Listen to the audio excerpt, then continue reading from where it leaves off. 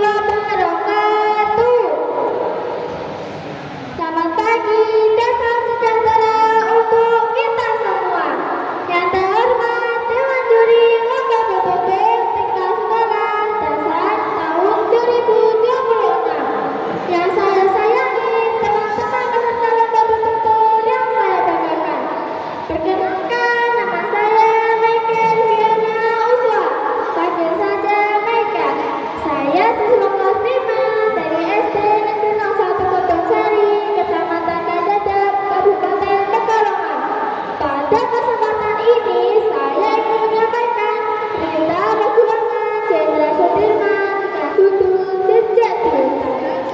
Cerita ini bukan hanya sekadar cerita seorang prajurit, tapi juga perjuangan seorang putra bangsa mempertahankan kemerdekaan dan membela tanah airnya.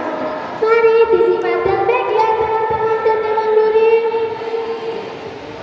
Jenderal Sudirman lahir pada 24 Januari 1916 di Purbalingga, Jawa Tengah.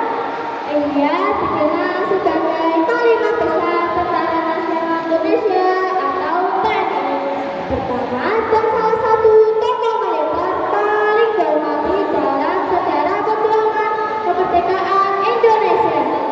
Sebelum terjun ke dunia militer, Sudirman bekerja sebagai guru. Beliau bergabung dengan atau membela tanah air pada masa kunjungan Jepang. Berkat kemampuan dan wibawanya, ia dipercaya memimpin pasukan.